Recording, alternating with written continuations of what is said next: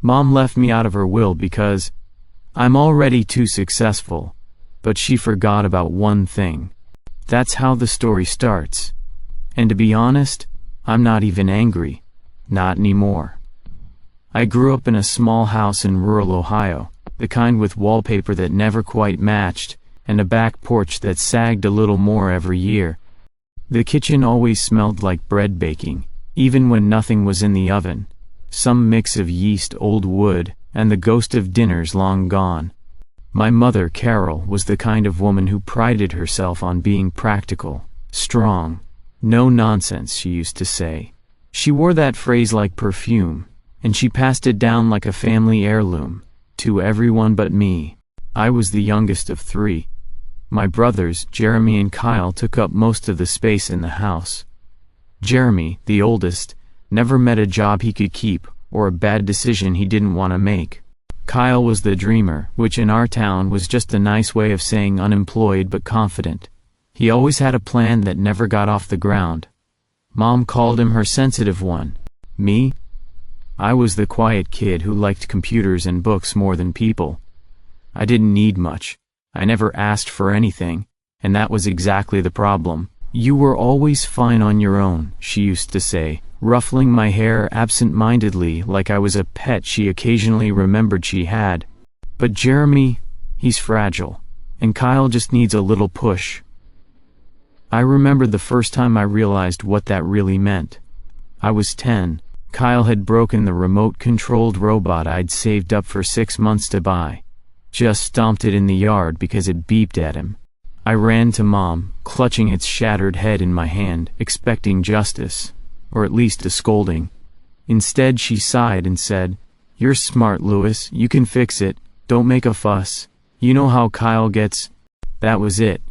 I don't remember what hurt more, the robot or the way her words made me feel like I'd done something wrong just by hoping she'd be on my side.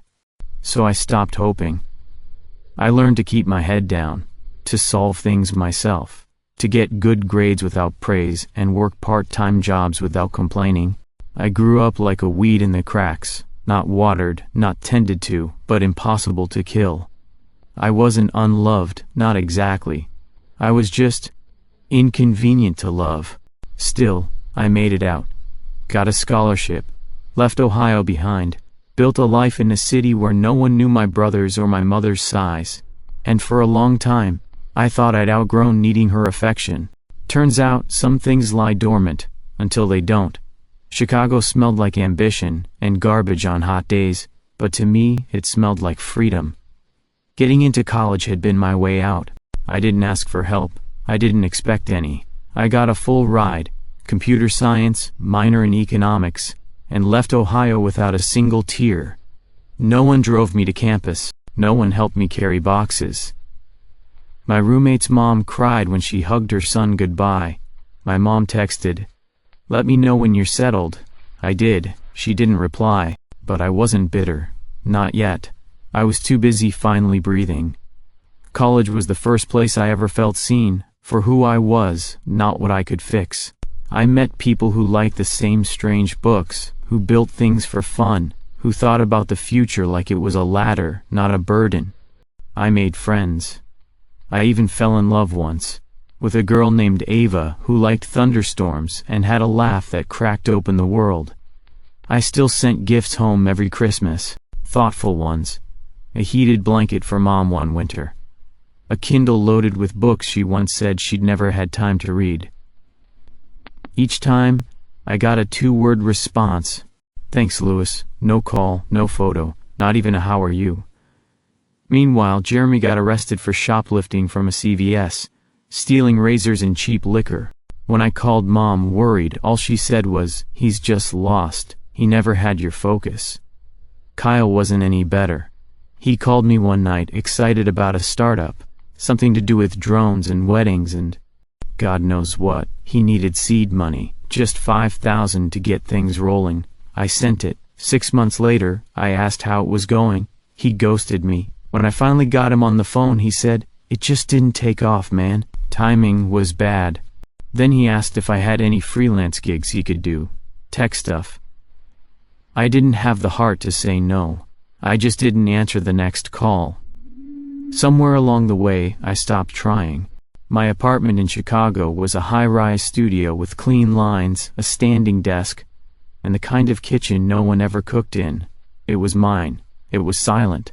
It was perfect. A place where no one stomped on my things or sighed when I spoke. I sent fewer and fewer packages home, skipped one Christmas, then another. Mom never asked why. I figured she hadn't noticed, but part of me, a small stupid part, still hoped. Still thought maybe one day she'd say, "I'm proud of you." She never did. The rain hadn't stopped since morning. It soaked through coats, turned gravel into mud, and clung to the old church windows like tears too stubborn to fall. March in Ohio had never been kind, and neither was the day. The old Baptist chapel smelled like damp hymnals and wood polish. My father's casket sat near the altar, a plain dark oak box. The kind you picked from a book when the budget was tight. I'd offered to pay for something better. My mother said no, he wouldn't have wanted fuss. Dad had been a quiet man, gentle, the kind of man who fixed broken chairs and saved receipts in labeled envelopes. He never raised his voice, not even when Kyle totaled his car or when Jeremy came home drunk, slurring apologies. He was soft in a house that had no room for softness. He loved me, I knew that, in his quiet way. He was the only one who ever slipped me $20 in an envelope when I came home for Thanksgiving. The only one who asked me, barely above a whisper, "Are you happy in the city?" But he never fought for me, not when it mattered. At the burial I stood a little apart from the rest, my coat soaked through, shoes sinking slightly in the mud. My brothers were whispering behind me, one of them chuckling at something. Mom dabbed her dry eyes with a tissue and looked vaguely irritated, like the whole thing had been an inconvenience. Back at her house, the mood changed quickly. There were trays of casseroles from neighbors and too much sweet tea. Jeremy had cracked open a beer before we'd even taken off our coats. Kyle grabbed the TV remote and started flipping through channels like it was any other Thursday. No one really talked about Dad, just noise and complaints. I sat at the kitchen table, the one I'd done homework on years ago, listening to the two of them argue over who should handle stuff now, as if someone had left them a throne. "Look, I've been around more," Jeremy said, wiping buffalo sauce on his jeans. "You've been MIA for years, Kyle. Yeah? At least I'm not the one who got locked up during Dad's bypass surgery," Kyle shot back. I cleared my throat. "If it matters, I'm happy to help. With anything you need." Jeremy snorted. "Sure. Big city help." Mom walked in carrying a dish towel. She glanced at me, then at the boys, then back at me. "You're doing just fine, Louis," she said flatly. "You've got your life, your job.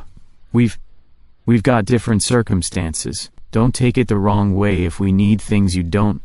She smiled like it was a compliment. But it wasn't. It was a verdict. A reminder that in her eyes, I had graduated not just from school, but from needing anything from her. I'd become self-sufficient, and therefore expendable.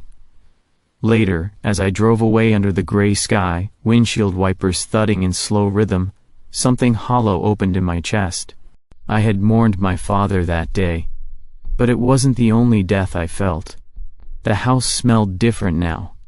Not like fresh bread or laundry detergent like it used to back when I was a kid and thought comfort came from warm smells. Now it smelled like pills and dust, and something faintly sour, like old newspapers and silence. I hadn't been back in 6 months, not since Dad's funeral. But when Mom called, and said she wasn't feeling well, just a little flare-up, nothing serious, I came. Because that's what sons do. Even when they know better. She was in her usual chair, a faded floral recliner that had probably been bought before I hit puberty. A fleece blanket over her knees, the TV low in the background playing Wheel of Fortune. She looked smaller somehow, thinner. But her eyes still had that hard edge. The same one I remembered from when she used to scold me for talking back when I dared to ask questions. "You didn't have to drive all the way from Chicago," she said when I walked in. I told you it was nothing. I wanted to, I said. I meant it. Kyle and Jeremy were already there. Kyle was half asleep on the couch, pretending to care about the game show.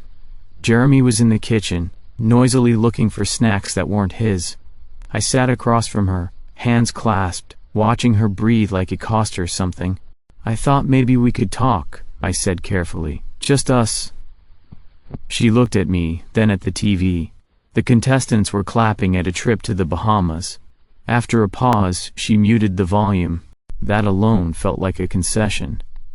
There's something I should probably tell you, she said, her voice clear, firm. I didn't put you in the will. The words came out flat. No build-up, no apology. I blinked. I see. It's not personal, she added quickly, like that would cushion the blow. It's just... Well, you're doing fine. You've got your apartment, your job, your fancy office. Your brothers need the help more than you do. It's only fair. It's only fair. The phrase landed like a slap. Not because of the money. I didn't need her house or her furniture or whatever was left in her savings account. It was the principle. The confirmation of something I'd always known but never wanted to believe. I was the strong one, so I didn't count. Kyle smirked over the back of the couch. Jeremy reappeared with a bag of chips and said, Told you, man. You're the golden boy. Golden boys don't get crumbs. I looked at Mom. She wasn't gloating, but she wasn't sorry either, just resolved. I understand, I said, keeping my voice steady. Because what else do you say when your own mother tells you, to your face, that love and fairness aren't for people who have enough? I sat there a little longer, watching the muted TV, listening to the sound of Jeremy chewing behind me, and the slow rhythm of Mom's breathing. Then I stood up. I'll be in touch, I said. She nodded, already reaching for the remote. I wasn't planning to dig, not really. After Mom told me about the will, I told myself I'd walk away. I had built my life far from that house, those people. I had peace. That should have been enough. But something gnawed at me. Not resentment, not exactly. More like curiosity, the kind that scratches the inside of your mind until you have no choice but to satisfy it. So a few weeks later I called a lawyer in Dayton I'd worked with once during a company acquisition. A no-nonsense woman named Harper, who didn't blink when I said I wanted to run a quiet title check on my mother's property. Family issues? She asked over the phone. You could say that, I replied. What she found wasn't shocking, but it was enlightening. The house I grew up in had been refinanced multiple times, small loans here and there. An equity line to pay off Jeremy's court fees, another to help Kyle get his failed vape shop off the ground. None of them had been repaid. At the time of Dad's death, the total debt secured against the house exceeded its remaining value. And the debt had been sold, like most debts, to a third-party buyer. An agency that didn't even realize what they owned. Technically, Harper said, sliding the papers across her desk when I drove down to meet her, you could purchase the entire lien. It's worth maybe $7,000 now, give or take. Less than your monthly rent. I stared at the folder. I didn't smile. I didn't even blink. I want it clean, I said. Quiet. She nodded. No problem. 2 weeks later the transaction was done. I now owned the full debt against my mother's house. She didn't know it. Neither did Kyle or Jeremy. I wasn't interested in evicting them. I wasn't interested in revenge. But I had learned something, growing up in that house. Weakness invites sympathy. Strength invites responsibility. They had always seen my success as an excuse to take. Now I had something of theirs, and I didn't need to take it back. I just needed to wait. The house smelled like old coffee, cheap cologne, and grief someone had tried to mask with lemon-scented spray. Mom had died the night before, complications from pneumonia. I flew in early that morning, straight from a product launch meeting. I didn't feel much of anything on the plane, just a quiet, pressing weight behind my eyes. Not sadness, more like the absence of surprise. Kyle greeted me at the door with a half-empty Coors Light. She's gone, man, he said, eyes glassy. Guess it's all up to us now. Inside, Jeremy was already at the kitchen table with his feet up, chain smoking like it was 1998 again. There were takeout containers everywhere. Someone had brought fried chicken.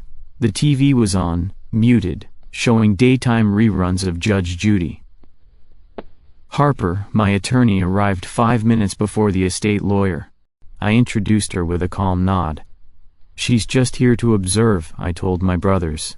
They barely noticed.